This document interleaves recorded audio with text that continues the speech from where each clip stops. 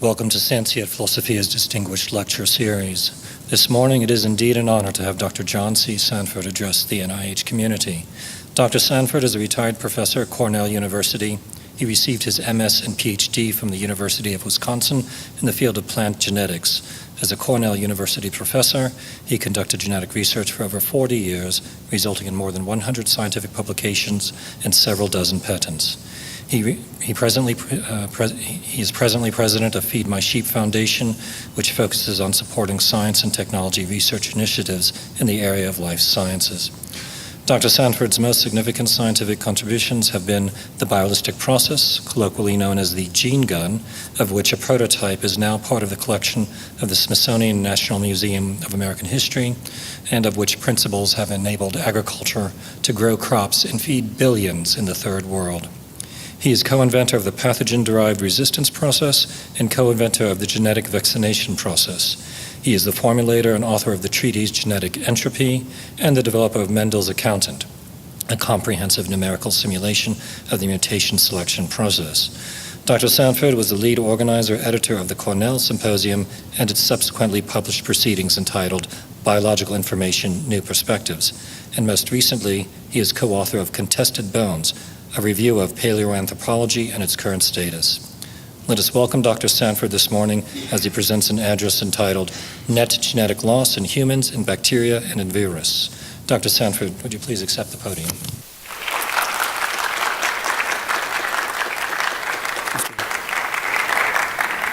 So I'd like to thank Peter Leeds and the Science and Philosophy group for inviting me.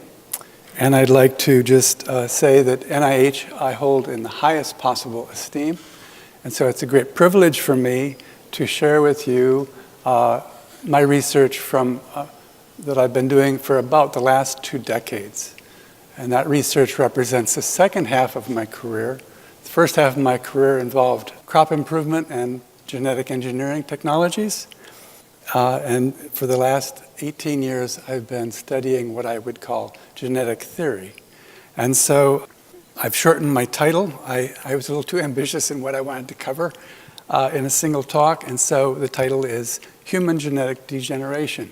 It's not really a question mark because most of the people in the field of population genetics know that the human race is now has a growing genetic load because of the accumulation of deleterious mutations. And so, but we need to understand that. And so I'd like to share information for you that's relevant to this very important topic. I'd like to distinguish the main concern and the secondary concern. I originally got involved in this research because I was interested in the question, what can mutation plus selection do, and what can it do? And so that involved evolutionary theory and problems with evolutionary theory. But as I've gotten deeper into the topic, more and more I've realized genetic degeneration is a very serious concern for the human race. Mutations are catastrophic. And so I'd like to put addressing the concern of human genetic degeneration and what we might do to slow it down as the primary concern. So human mutation is catastrophic, and so arguably it's one of the primary causes of death and suffering. So we know that nearly all non-neutral mutations are deleterious, and we inherit a multitude of mutations from our ancestors and our parents, and then from the very first division of our zygote, we begin to add new mutations to that genetic load. And so we accumulate mutations at the rate of approximately 3 new mutations every cell division throughout our lifetime. And so that growing genetic load is what causes aging and limits the upper life limit of our race. We die primarily due to mutation accumulation. And tragically, that's not the end of it because we pass on the mutations we inherited and the new mutations that we've generated to our children. And so the children should be more mutant than their parents consistently, which is why genetic load tends to accumulate continuously over time. So just to put that in perspective, it's now widely understood that the human mutation rate is approximately 100 mutations per person per generation. And so our children have about 100 more mutations than we have, and our grandchildren will have about 100 more mutations than they have. So that's very disturbing. It's even more disturbing on the population level.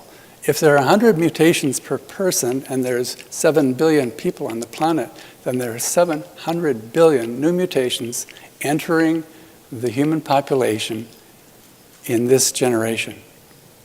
And so the question becomes, what type of selection could eliminate so many mutations that are pouring into the human population? So my colleagues and I have been studying this for 18 years. It's resulted in about 20 scientific papers and 3 books. And so I can't summarize all that in this short talk, but if you go to fmsfound.org, to that site, there's clickable links to all of the relevant papers that I've written on this topic. Just before we continue, I'd just like to clarify a little bit of vocabulary. Some people are saying that I'm misusing the word entropy, and I'd just like to clarify that because I believe I'm using the word appropriately. So the term entropy is used by physicists in a very specific sense, and in a somewhat different sense, engineers use that term, and people who are involved in information theory also use that term, and it's not quite the same. Very similar mathematical formulation, but different concepts. And so people say, well, you have to use that terminology. But actually, I'm using entropy in the generic sense or in the common sense of the word, and I'm using it correctly. So for example, in the Merriam-Webster dictionary, it says broadly the degree of disorder or uncertainty in a system. They also say it can mean degradation of matter and energy in the universe to an ultimate state of inert uniformity, or the general trend of the universe toward death and disorder, or a process of degradation or running down, or a trend of disorder. Normally, the most technical definition of entropy is it's a measure of disorder, but more broadly used, it's a process where disorder always increases. So other dictionaries have similar definitions. The tendency of a system that is left to itself to descend into chaos. Entropy increases as matter and energy in the universe degrade. And the second law of thermodynamics states that entropy must increase in all processes. So that's the sense I'm using the term. So if I talk about genetic entropy, or if I talk about entropic decay of the genome, that's what I'm talking about. Okay, so on what basis should we be concerned about genetic degeneration? There are 4 fundamental problems that we should be concerned about, and these problems are not widely understood. The first one is there are limits to what advantageous mutations can do. And so advantageous mutations might counteract the effect of the flood of deleterious mutations that are entering the human population. But what we'll see is that actually beneficial mutations are rare and seldom can make the type of compensation that's needed to stop the net loss of information. Secondly, natural selection is severely constrained by something I call selection interference, and it's because selecting for one trait interferes with selecting for another trait. And when you have billions of traits segregating in the population, then the selection process starts to work against itself, and you end up only being able to select the best or worst mutations. The third problem is that the deleterious mutations are pouring into our population much faster than they can be selectively removed. And then lastly, most mutations are not neutral, although that's the common conception. Most mutations are nearly neutral, and that totally changes the implication. Okay, so let's start by talking about the limits of beneficial mutations. So Darwin believed that fitness would increase continuously through natural selection, but he didn't know what natural selection was acting on. He didn't know about genetics or Mendel or mutations. And so his book really is largely philosophical and conceptual, it's not really subject to testing because really there was no way to know what was being transmitted. But with the coming of Ronald Fisher, decades later, Fisher brought mathematical rigor to the understanding of selection. And he is really the father of population genetics. Haldane and Wright also contributed, but he was really the one who got it started.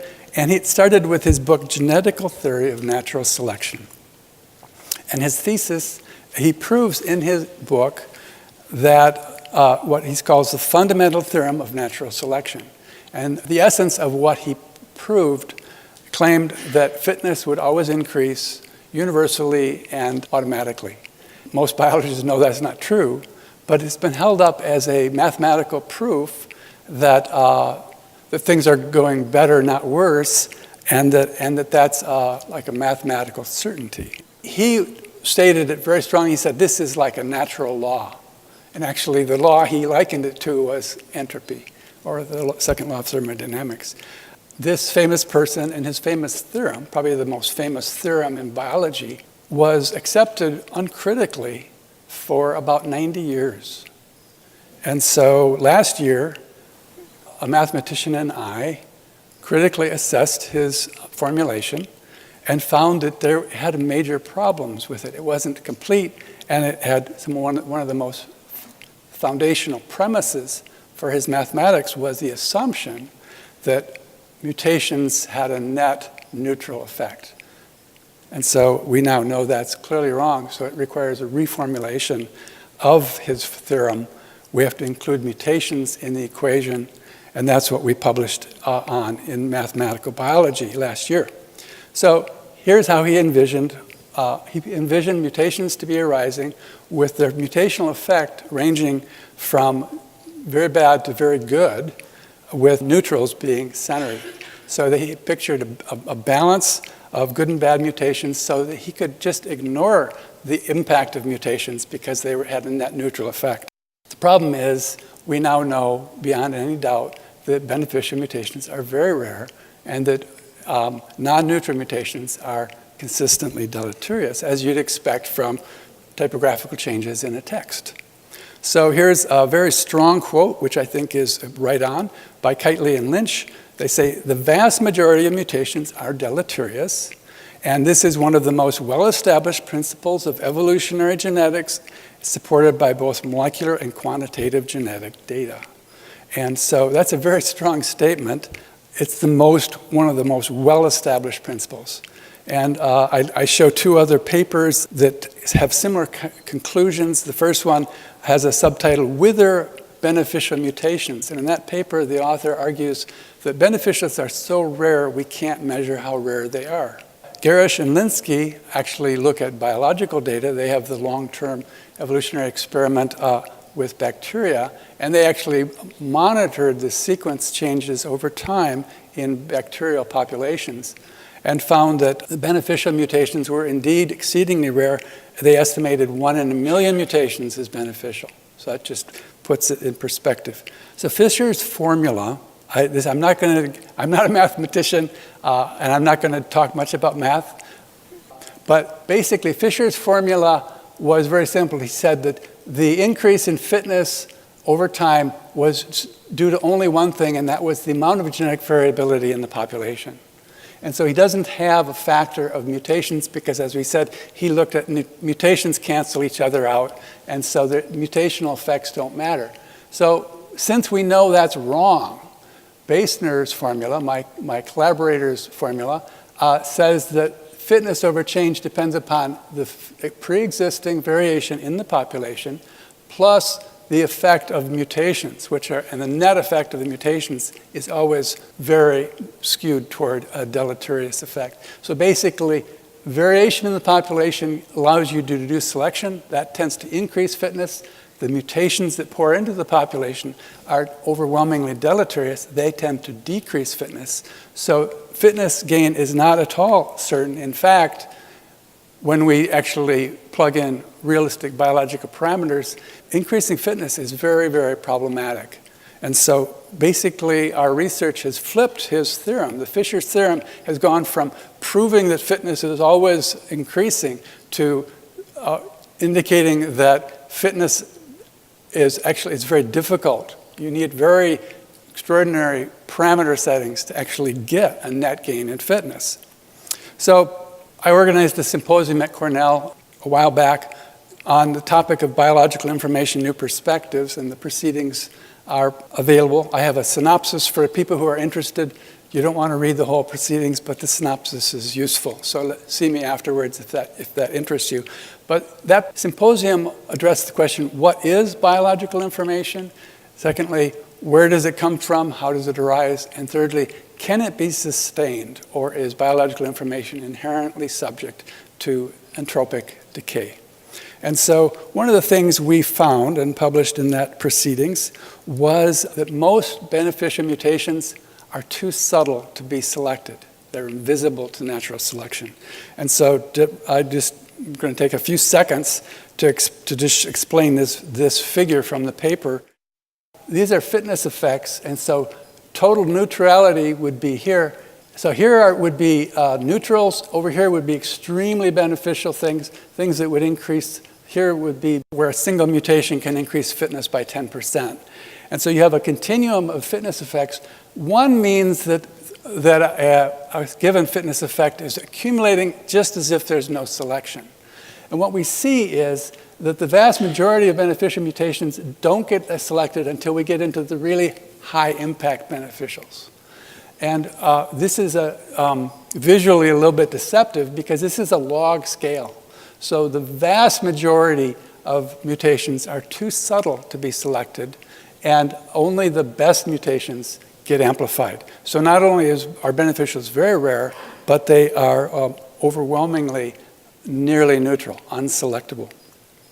I'm going to take a minute to explain this because it's critical to understanding the issues that we're dealing with. If this is a distribution of fitness effects with 0 being neutral mutations, okay, what we have is 3 things to observe.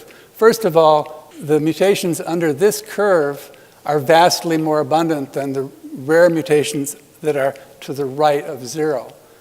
Number 2, the curves are very steeply crowded towards 0, so that most mutations are nearly neutral, and the exact shape of the curve doesn't change what happens. Just any curve like this where you mostly have low impact alleles means that there's a problem.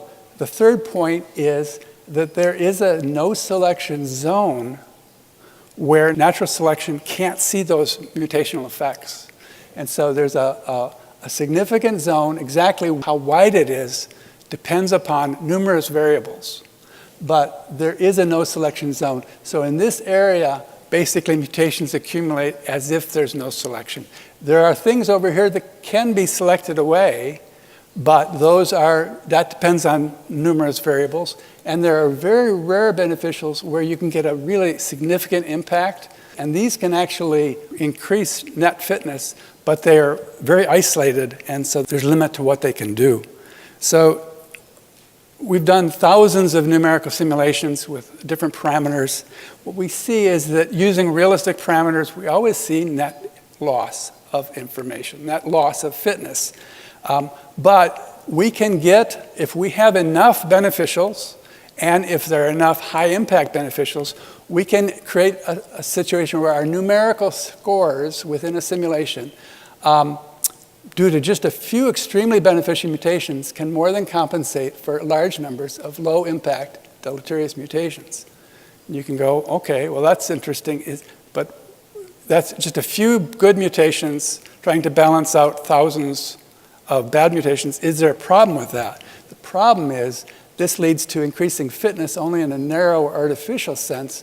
In a broader sense, the whole genome is still degenerating because while a few nucleotide sites are being improved, huge numbers are being degraded.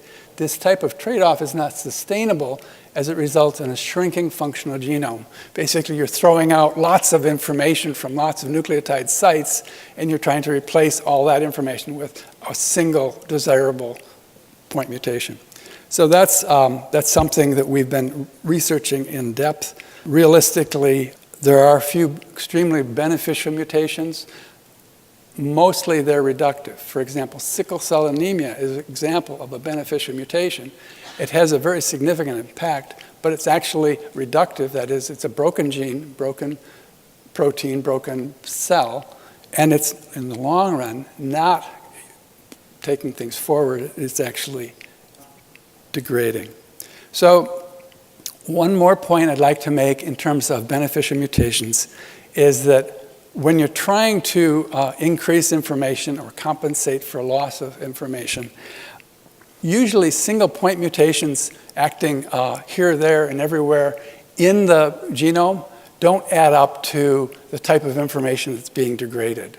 A single point mutation can kill a gene, but it's really hard to improve a gene unless you can change strings of nucleotides. It's a little bit like this. Random letters in the alphabet don't have information, but if you put them into words, you can start to build information. So we need words really to enhance or compensate a genome. So my colleagues and I have published a paper a few years ago, the waiting time problem in a model hominin population.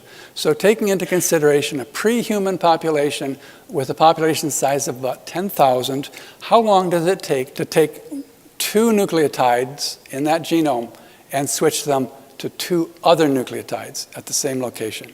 That's the waiting time. It might be, what, you think thousands, maybe millions of years to wait for that? Well, it takes a lot longer than that. So it turns out that here we have a graph where this is the string length. A string of 2 would be a dinucleotide where you're going to change 2 letters, 3 up to 8. So really small genetic words, so to speak. And on this scale, we have time. And you'll notice it's being measured in billions of years. Well, what's with that? So let's just walk through this and we'll try to understand why the waiting time is so long. First of all, if you're just waiting for a single mutation, for a single nucleotide change, and you're waiting for that change to actually catch hold in the population and be selected to fixation, it's surprisingly long just to make a single specific nucleotide change, about 1.5 million years. So the ape to man timeline is about 6 million years. So this is only changing 1 letter. So if you're waiting for a string of 2, it takes 84 million years. If you're waiting for a string of 3, which would be, let's say, create a new codon, change an amino acid, 376 million years. And it goes up from there. For a string of 8, it takes, which would be a short genetic word, you need more time than the universe has had. This sounds crazy, right? This paper is rock solid and has been read by 10,000 people, and there's been no serious critique. So I'd be happy to, if you read the paper, and you'll see it's really solid. So there's a huge waiting time in terms of even creating small amounts of information that's more than simple letter changes, single letter changes. So the conclusion for beneficial mutations is, for many reasons, rare beneficial mutations cannot sufficiently compensate for the relentless influx of deleterious mutations. That's the bottom line, and it's just really strong. Second, selection is limited by selection interference. Holdens Dilemma. Holdens Dilemma is a famous problem that was recognized by Haldane, who was the second most important founder of neo-Darwinian theory. So first Fisher gave us neo-Darwinian theory, and then Haldane expanded upon it. But well into his career, he realized there was a major problem. And so let me just read to you about it. He said his paper in '57 titled "The Cost of Natural Selection." How much does it cost to select away the unfit? That's the question. The cost of selection is individuals in a population have to prematurely die. And so you can only do selection to the extent you have a surplus population. And once you've used up that surplus population selecting for certain things, you can't select anymore. So if you're trying to select for too many things at once, you have to eliminate too many individuals in the population. The population will start to shrink and will go to extinction. So here's the way he describes it. Natural selection cannot occur with great intensity for a number of characters at once. He says if two species differ at 1,000 different locations, or if you have basically, to get 1,000 mutations substituted, the mean rate of generation substitution, as has been suggested, is 1 per 300 generations. It takes at least 300,000 generations, which is 6 million years, to get 1,000 mutations fixed, 1,000 beneficials fixed. He says even the geological timescale is too short for such processes to go on in respect to thousands of loci. I am convinced that the quantitative arguments in this kind put forward here should play a part in all future discussions of evolution. That's how profound he thought this problem was. It should be the center of discussion. And the issue is, how much selection can you do effectively? Because selection involves elimination of individuals. Holdens Dilemma was actually the reason that Kimura developed the neutral theory of evolution. So Kimura realized Haldane was right. He said Haldane's well-known estimate, a new allele may be substituted in a population every 300 generations, and at the rate of 1 substitution of every 2 years, he says the substitutional load becomes so large. Substitutional load means how many individuals have to be selected away within a population. That's the cost. The substitutional load becomes so large that the mammalian species could not tolerate it. He ends up by saying, compared to Haldane, Haldane's formula, the cost is larger. He's saying Haldane underestimated the problem, and then he gives an example of how much, to see the amount of polymorphisms we see in the human population, we would need each parent to have 3 million offspring. So you can select away all but 2. That's the problem. And so he said that doesn't work mathematically. There is no species that makes, certainly not people, where you can have an average of 3 million progeny per female. And so he said, most of the genetic change, most of the polymorphisms we see in the human genome must be due to neutral mutations. Therefore, most of the genome must be junk. But it's based upon this idea of the cost of substitution. Muller expanded upon this. So Muller is the only population geneticist to get a Nobel Prize. He got a Nobel Prize for showing that radiation increases mutation rates. And he was very concerned with human genetic degeneration. And so one of the things he realized, as he considering the problem of human degeneration, is that if you have linkage groups, the human genome is made up of linkage groups. And so a typical linkage group is 30,000 letters long. So mutations in that linkage group are linked forever, basically. And so if you have lots of bad mutations entering that linkage group, and basically the linkage group is reducing in fitness continuously, if you throw in 1 or 2 beneficials, they just get neutralized by the large number of deleterious.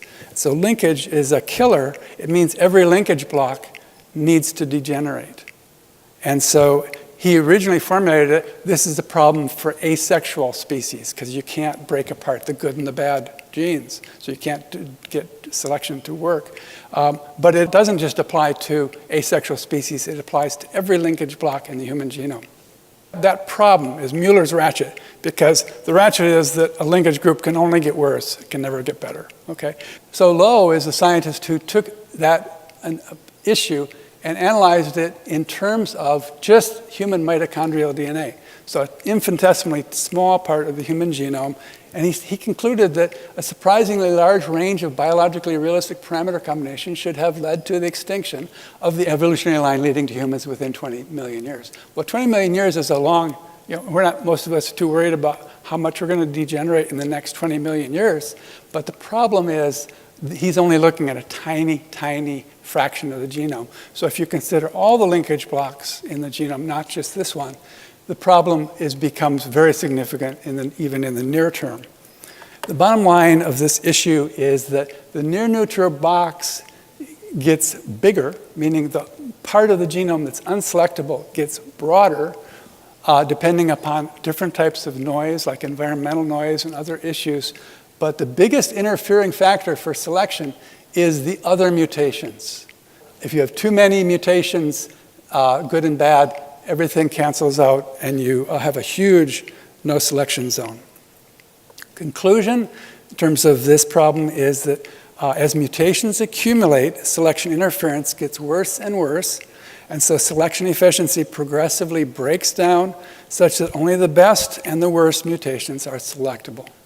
Thirdly is the issue of the flood of deleterious mutations pouring into the human population. So if mutation rate is too high, natural selection cannot remove the mutations as fast as they arise. So again, coming back to Muller, the Nobel laureate. So he, in 1950, wrote the paper, Our Load of Mutations. And here's what he says. It's surprising what he says. Actually, his whole paper is surprising. But here's what he says about the critical mutation rate. He was very, very concerned that we were near the tipping point where mutations, if the mutation rate goes too high, the human race must degenerate. And if it continues all the way to extinction. So he was extremely concerned about this. A major concern at that time was nations were using nuclear testing in the open air. So there was radiation floating throughout the atmosphere of the world. And he's saying, we may be destroying the human race in the long run by doing that. So he wanted to know the tipping point. He says the upper mutation rate, that beyond which equilibrium is impossible, must be much lower than 0.5. That means half a mutation per person per generation is too high. And he goes on to say it might even be as low as 0.1, one mutation in 10 individuals every generation. Even, he says, if selection were to be given full scope. So he was a eugenicist. He would have said, let the unfit perish. Don't let them reproduce. But he's assuming intense selection. By the way, our numerical simulations, we always assume our default parameter setting is half of the population is removed every generation. So we're doing very intense selection in our numerical simulations, much more than Muller would have said would be reasonable. So let's look at the numbers behind Muller's estimates. So a lot of population geneticists have looked at this issue, and they've come up with an equation. Nachman and Crawl published the equation, but apparently Kimura was already making similar calculations, and it's apparent that Muller was doing similar calculations. But so here's a formula that tells us how much of a population must be selective eliminated depending on U. E is a constant. U is the number of deleterious mutations per person per generation. So it can tell us how much elimination is needed, or a slightly different formulation. It tells us how many offspring per female are required to stay ahead of the bad mutations. So you can select away the bad mutations as they accumulate. For a mutation rate of 0.1, which was Muller's estimate, that requires 10% selective elimination. Now, when I say 10% selective elimination, I'm not talking about normal juvenile deaths like due to car accidents or wars or pestilence. I'm talking about where people are dying because they are distinctly inferior to the people around them. So selective elimination doesn't include all that accidental death. It has to do with fitness-based death. So this is actually this is kind of an upper limit. A lot of geneticists would say, yeah, 10% of the population being selected away is a realistic number. So that's manageable. But if the mutation rate goes to 1, it actually becomes problematic. You have to get rid of 63% of the population, and that means minimally, even after the accidental deaths, 5.4 offspring per female so that 2 can survive. Mutation rate of 2, it goes up to 14 children per female, and for a mutation rate of 3, you need 40 offspring per female, not including the accidental deaths. So this is the Nachman and Crawl paper. Basically, they were measuring 175 new mutations per generation. They're off a little bit, but it doesn't matter. The genetic load associated with such a high U would be intolerable. They go on to say, for U equals 3, deleterious mutation rate of 3 per person per generation, each female would need to produce 40 offspring, as our calculations show, and this assumes all mortality is due to selection. So basically, there's a series of papers that say that, Here's one that says it is difficult to explain how human populations could have survived a high rate of deleterious mutation, where they consider a high rate of mutation anything over 1 is paradoxical to a species with a low reproductive rate. And they go on to say, deleterious mutation rates appear to be so high in humans and our close relatives, it's doubtful that such species could survive. So the interesting thing is they're assuming that the actual mutation rate is down around 1 or 2 mutations per generation. All of the people I'm going to describe assume that 90 to 99% of the genome is junk DNA. And so that's now very much in doubt. It's widely recognized that there's more than 3 mutations per person per generation that are deleterious. So here's another author. The implications of mutations of this magnitude for population genetics and evolutionary theory are profound. The question of how our species accommodates such mutation rates is central to evolutionary thought. So they're saying this is a big deal. This isn't some side issue. How? Just looking at the mitochondrial DNA, just looking at an infinitesimally tiny part of the genome, they say we should increase our attention to the broader question of how or whether organisms can tolerate, in the sense of evolution, a genetic system with such a high mutation burden. He's just talking about mitochondrial mutations. Here's a most recent publication on this issue, a book written by Alex Kondrashov, who was here at NIH for a long time, now is teaching at Michigan. He just wrote a book called Crumbling Genome, and here's a few interesting things coming from his book. Number one, he says, in the average human genotype, over 100 genes are dysfunctional or missing. And he adds, and over 1,000 genes are substantially impaired. Doesn't that make you feel healthy and vigorous, knowing that you have carried that much genetic load? It's very, very concerning. He goes on to say, a newborn human carries about 100 new de novo mutations originated in the germline.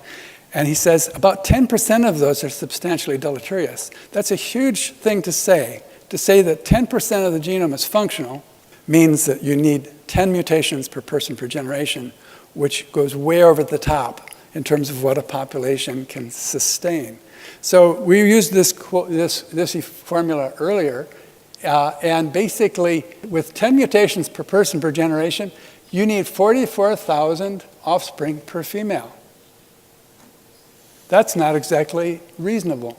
Now, Dan Grauer has chided ENCODE, the ENCODE project at NIH, for considering that perhaps a large fraction of the genome might be functional, let's say even 80%, in which case there would be 80 new mutations per person per generation. And he correctly realizes that you need something like 10 to the 35th power offspring per female. And he calls that bonkers. And I say that Dr. Grauer is totally right. That is bonkers. But 10 to the 11th is bonkers. And 44,000 children per female is bonkers. So all these assumptions assume that their genetic degeneration is not happening. And it's clear that all those calculations are bonkers. Mutations are happening at somewhere between 10 and 80%, or some significant part of the genome is functional. And that's why people are upset about ENCODE, is because if there are a significant part of the genome that's functional, then we are experiencing rapid genetic degeneration. And so there are many lines of evidence that show this. All these paradoxes go away if we simply accept that the genome is degenerating, which is painfully obvious. Okay, so do people argue against this? They do, but it's kind of like straw men that they're dealing with. Of course, the idea that if it's almost all junk, then the mutation rate isn't nearly so high. If we could get mutation down to 1 or 2 or 3 mutations, well, 3 is over the top, isn't it? So you need to get down to 1 or 2% of the genome is functional, or genetic degeneration is certain. Some people have formulated a kind of far-fetched hypothesis called the mutation, I call it the mutation count mechanism, where they say, well, as mutations accumulate, Mother Nature somehow counts the number of mutations per person, and then selection is against the people who have high mutation. The people who have accumulated more mutations are selected away. We've done simulations of that, and we have basically disproven it. You can look it up as under the link I gave you. You can read that paper, but it's really clear that that hypothesis is not biologically realistic, doesn't work. The second explanation is something called synergistic epistasis mechanism. And again, we've proven that it doesn't work. The idea is if you have lots of mutations that are deleterious, as they accumulate, they amplify each other's deleterious effect. The intensity of degeneration is so great that somehow it improves selection. It's just the opposite of the way it works. And that somehow that helps. All of our simulations show that if we introduce synergistic epistasis, it degenerates much faster, which is what logic would demand, and populations go extinct quickly. All three of these really have been falsified. So conclusion in terms of the large number of mutations pouring into the population, even if we could solve the other three problems that I described, a deleterious mutation rate of 3 or more ensures continuous genetic degeneration. The proposed escape mechanisms are not credible. They've been falsified. So number 4, the near-neutral problem. The near-neutral problem is a longer-term concern, but this is the most significant problem. And so I want to explain it to you. The near-neutral problem was first recognized by, again, Muller, who had such a huge impact. And in his Muellers Ratchet paper, he didn't use that term, that was coined later, but in his paper about this selection interference and the accumulation of more bad mutations in linkage groups than good mutations, he says there comes a level of advantage, however, that is too small to be effectively seized upon by selection, its voice being lost in the noise, so to speak. Well, whether you're talking about beneficials or deleterious, the idea is think of it this way. You have a genome of 3 billion letters, okay? And you take out one letter or you change one letter randomly. Okay, is that going to have a huge fitness effect? It's going to have a tiny fitness effect. And in fact, it's real. It's like rust on a car. You can't see each rust event, but it is continuous and destructive. So the person who studied this most was Dr. Tomoko Ota, and she is one of the few female population geneticists. She was mentored by Dr. Kimura, the author of the neutral theory of evolution. And he was saying most of the genome is junk, and it's just, and so it doesn't have any deleterious effect, mutations in those parts of the genome. She said, no, most mutations are nearly neutral. They're low enough impact they can't be influenced by selection, but they're still a problem because they accumulate. And so she actually persuaded her mentor, and eventually Kimura accepted, yeah, they're mostly nearly neutral, not neutral. This is huge because you're all taught that most of the genome is junk and that it's mostly neutral, but it's not. So here's a recent paper that clarifies this. Walker and Kitely, they're talking about the distribution of fitness effects of new mutations, and they say it seems unlikely that any mutation is truly neutral in the sense that it has no effect on fitness. All mutations must have some effect, even if that effect is vanishingly small. So that statement, which is correct, is a game changer for how we understand what's happening in the genome. So here's Dr. Crowe, one of the most distinguished geneticists of the last century, and he's writing at PNAS, and he's talking about the mutation rate and is it a health risk. And he says the typical mutation is very mild. It usually has no overt effect, but shows up as a small decrease in viability or fertility. He goes on to say, for the past few centuries, harmful mutations have been accumulating. The decrease in viability from mutation accumulation is something like 1 to 2% per generation. He's saying the human race is degenerating and has been degenerating for a long time at the rate of 1% per generation. That's pretty astounding. And so it doesn't sound too bad in one generation, but if you start with a fitness of 1 and just have it reduced by 1% for 300 generations, you see a radical decline in fitness.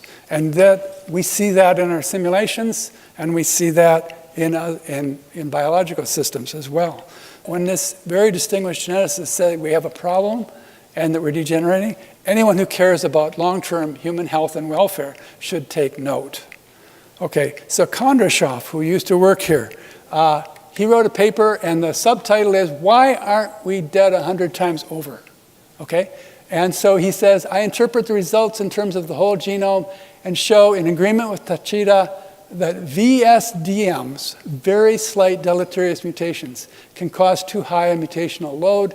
Accumulation of VSDMs in a lineage acts like a time bomb. The existence of vertebrate lineages should be limited to like 1 million generations. Okay, so he's saying this is a huge long-term problem. But you have to understand, he believes that the mutation rate is like 1 or 2 mutations. Well, this was earlier, he published this earlier, when he was thinking the mutation rate was much lower than it really is. So it's worse than he says, but it is a long-term issue.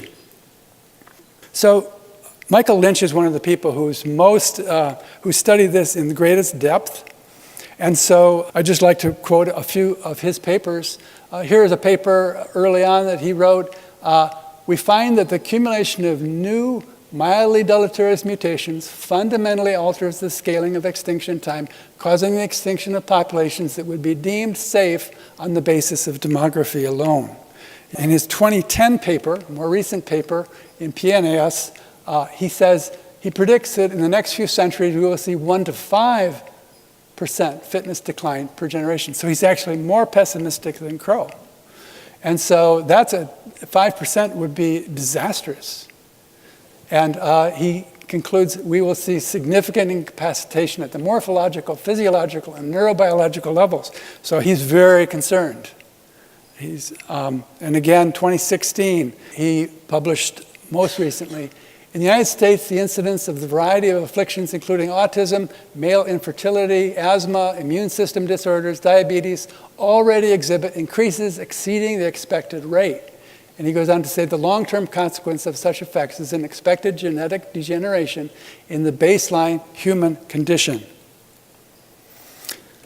So our own research confirms and further elucidates the things I've been studying.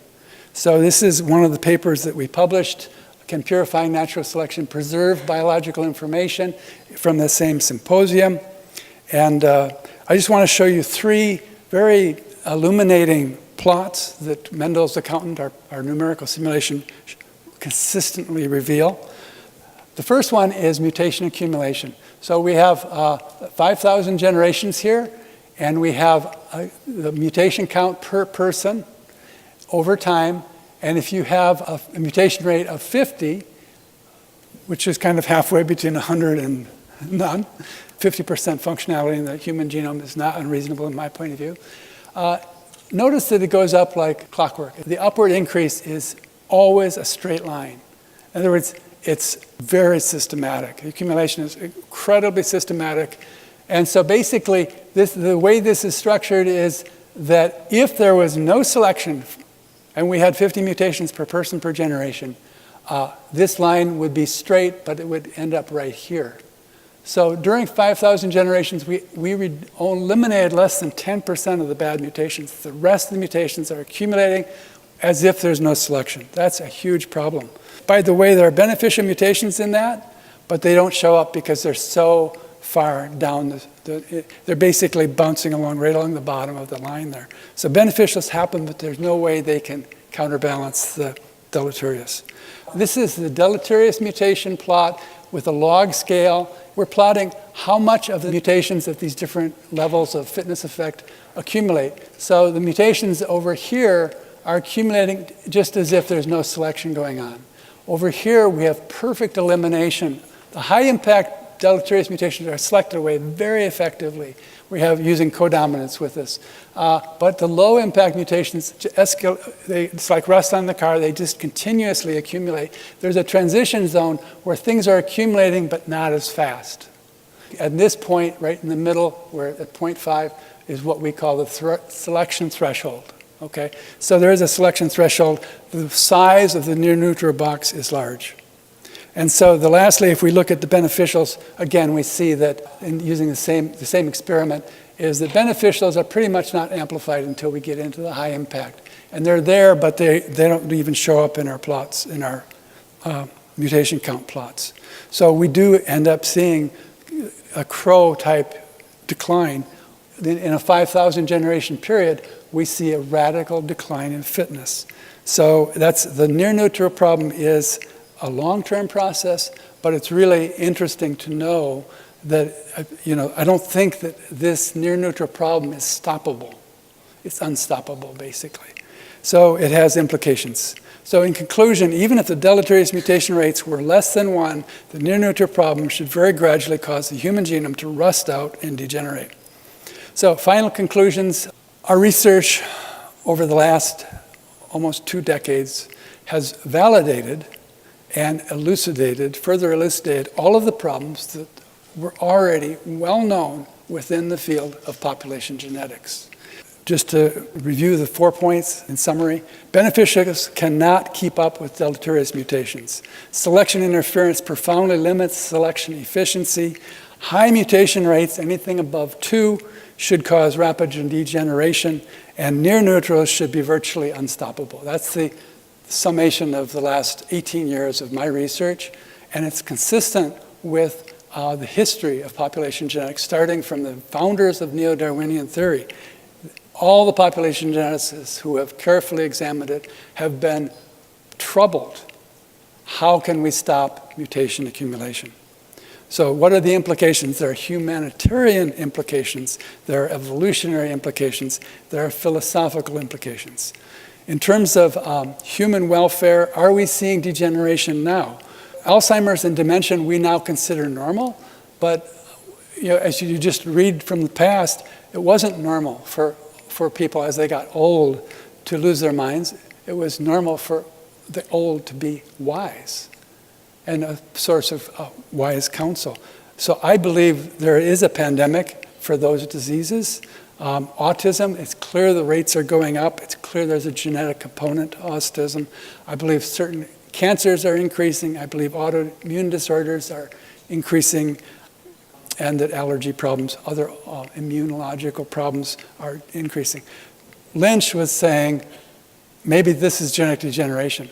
Personally, I don't think that mutation rate is increasing, so I can't imagine that all that would happen in 1 generation unless it's epigenetic mutation. The whole issue of, there's a whole other layer of information. There's entropic degeneration at all levels, and so even as there's entropic degeneration of the genome, there's also entropic degeneration of the epigenome. And so what about epigenetic mutations? Should we be trying to reduce the rate of epigenetic mutation? Is it an open question? It's not my field, but I really think we should strive toward reducing mutation rates. Lynch suggests in his papers that we just need more death. So if we had lots of juvenile death, that would mean more selection. That's not true. Most juvenile death is due to just bad circumstances. And so he suggests, well, let's go to the third world where there's a high mortality rate, and those people will be filtering out the bad mutations. That's not correct. We can increase selection intensity with our numerical simulations. It doesn't stop the problem. We can go to eugenics, not.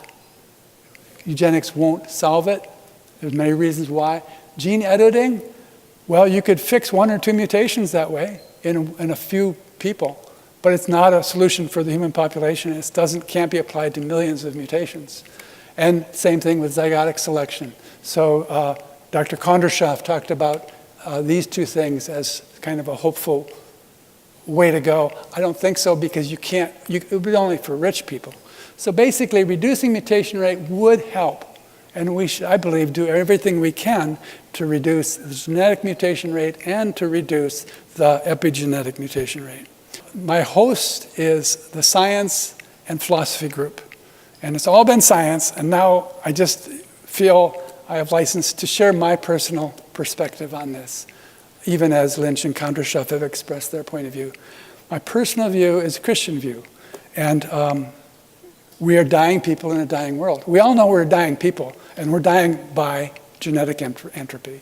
It's accumulation of mutations, which is why everybody in this room is more mutant you are today than you were yesterday. Our hope is not in this body. Our hope is not Mother Earth. Our hope is in heaven. That's a traditional biblical perspective. I think it matches the data disturbingly well. I do not take genetic entropy lightly, because I know that it causes so much suffering and so much death, but I see it as a reality. And so that's why I've been pursuing this research. So thank you so much for listening. I'm happy to, one other thing is, I said I was going to talk about our virus work, and so during question and answer, if people want to stay, I'm happy to discuss that. There was a typographical error in the announcement. It says that 100% of the influenza virus mutated. That's a typographical error. But 10% of the H1N1 human version of the influenza virus mutated during a 90-year period. And yes, H1N1 human version did go extinct in 2009. What's circulating now is primarily swine flu versions of H1N1. So I'll end it at that. Thank you so much.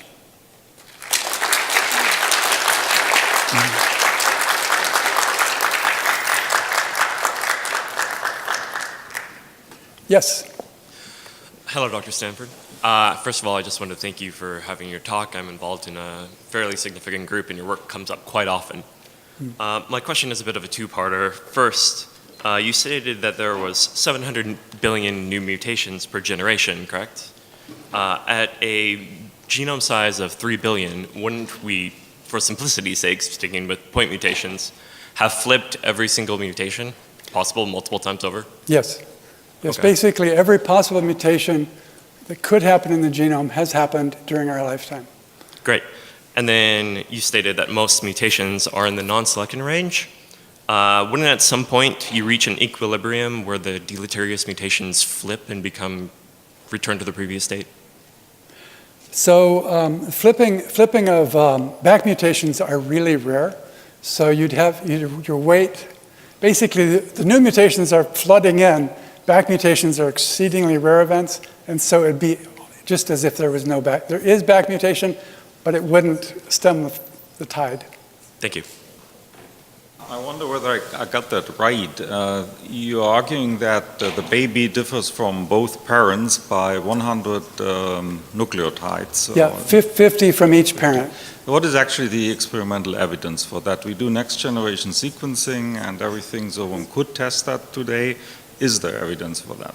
Yes, so I think most of the data is coming from parent-child trios, and so they're actually doing sequencing of parent and child, and so they actually can count the mutations. There are parts of the genome where they're not countable, like in tandem repeats and things, so they make some adjustment for that. But the 100 mutations per person per generation now is widely being circulated as the actual mutation rate. What fraction is neutral is debatable. Yes?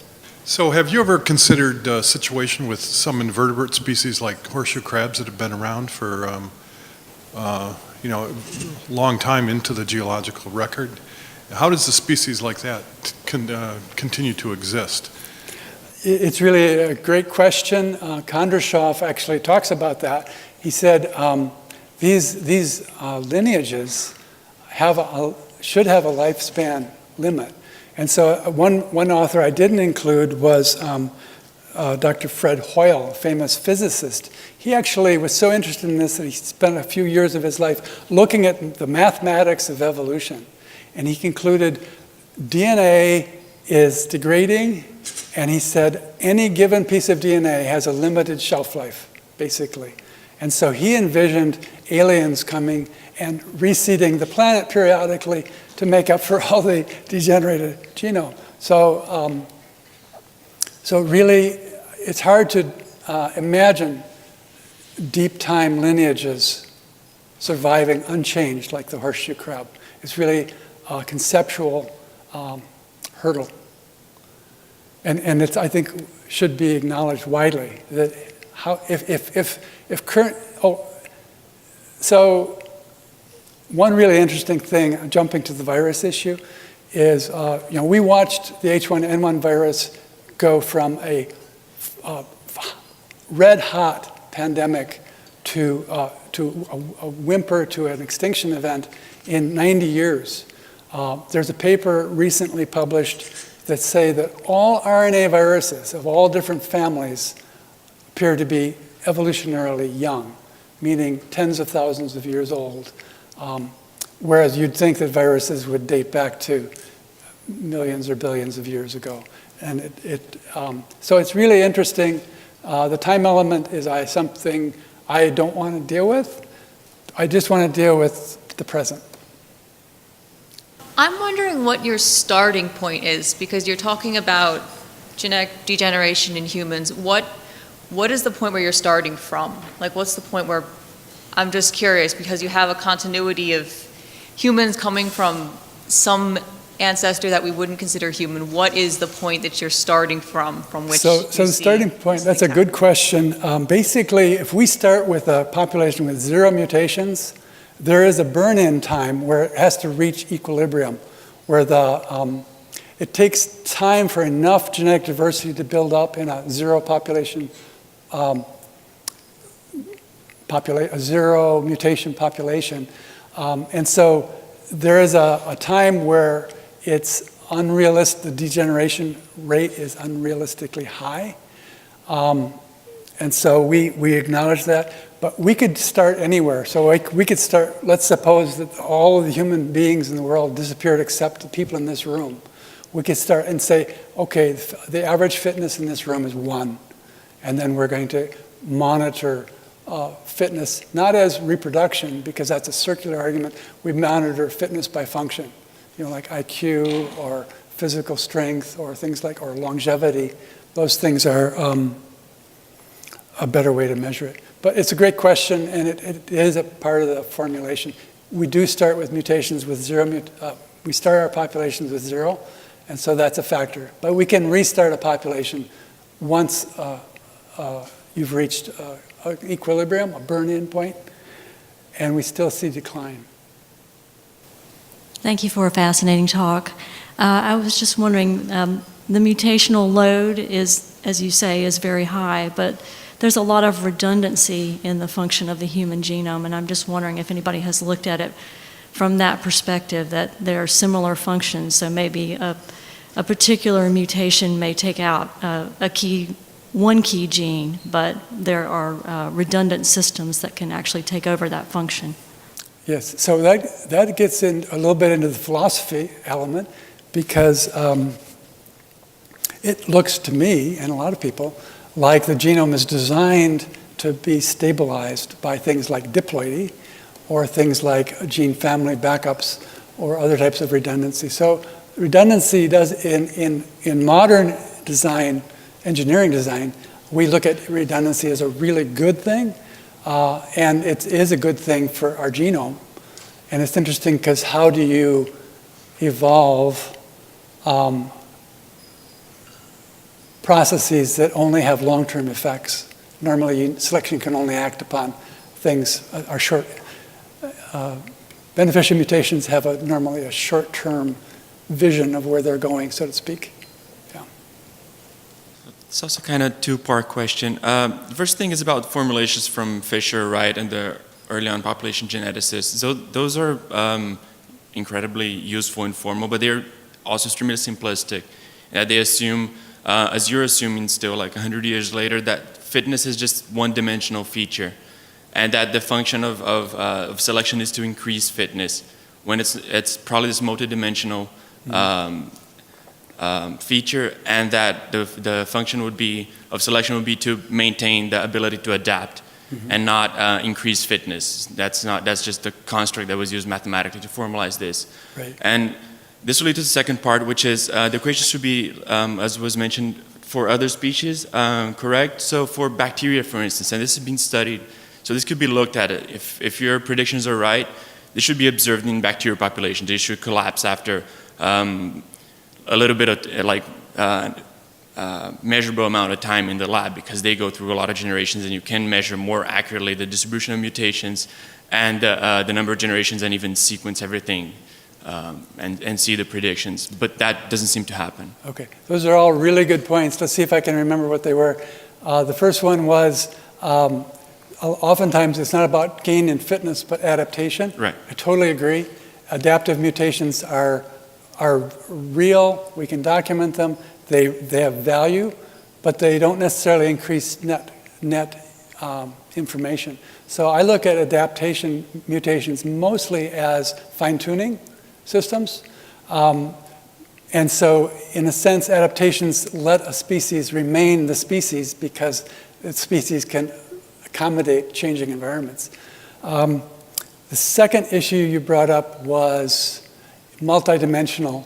I totally agree that the typical population genetics formulas are crazily oversimplified.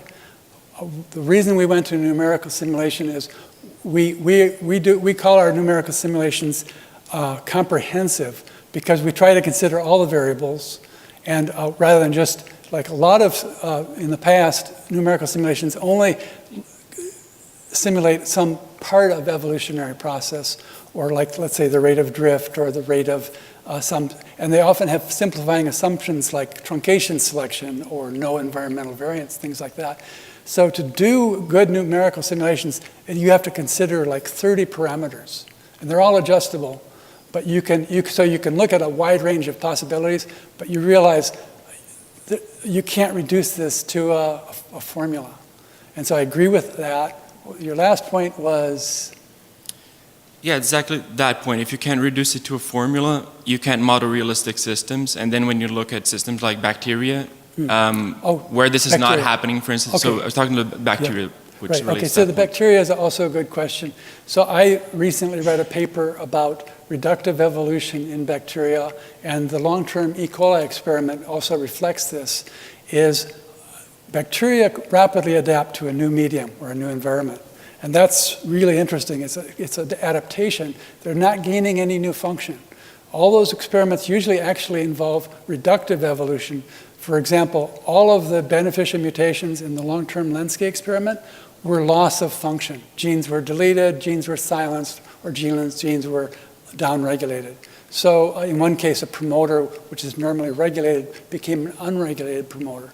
But all that is adaptive fine-tuning. There was no new information being created. And in fact, technically, as the bacteria jettisons unnecessary genes for that environment, they are actually painting themselves into a corner. They won't be able to survive in any other environment. So they become handicapped in a sense. So there's another paper on reductive evolution in bacteria where they say, they were looking at a specific bacteria. They said 1/3 of all random deletions increased fitness. It has to do with getting rid of any genes that aren't necessary for the moment. It's very short term. The bacteria, it works for them short term, but then when they need those genes that they've jettisoned, they don't have them. So that's even that, in my opinion, that type of adaptation is entropic. Thank you. Yeah. Thank you for such a provocative talk where you give us the thesis that according to current biological paradigms, we don't exist. But my question is so much of that thesis hinges on a simple piece of evidence that we don't have a normal distribution of deleterious and beneficial mutations. And my question really is, how can we empirically test this when we can only look to the past and present and we actually don't know the future of mutations?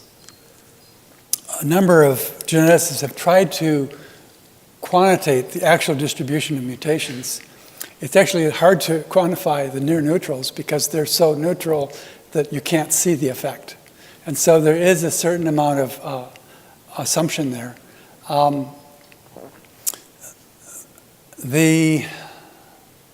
Let's see, lost my train of thought. Your question was, how can we know the distribution of mutations? Sure.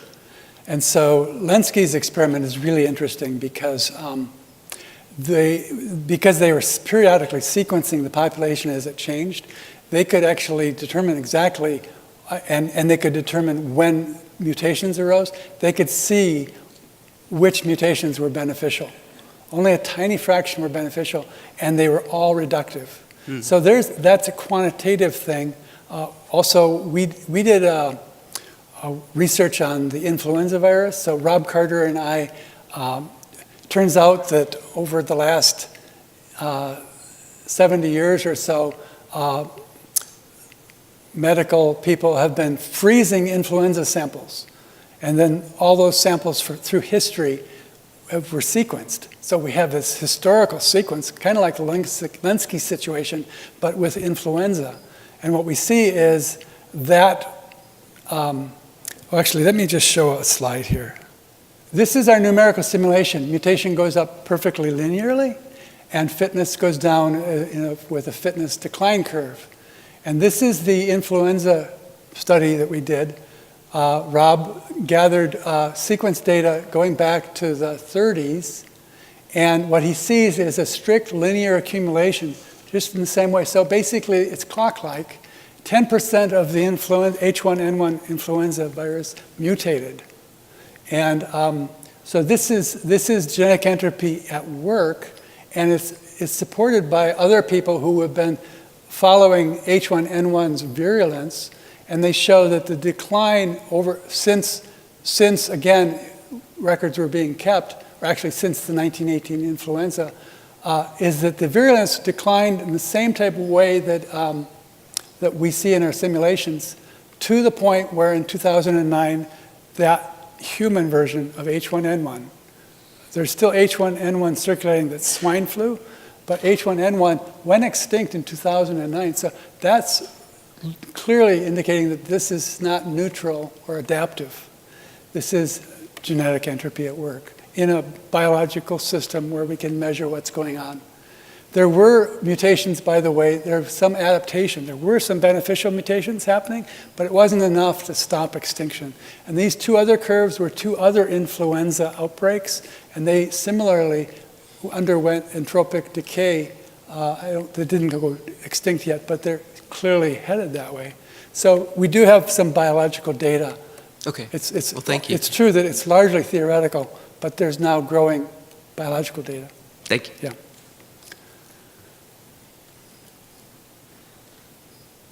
So I really appreciate you showing up, and I know I've taken too much time. I have a few books that I'm happy to share with you, one genetic entropy and one on contested bones.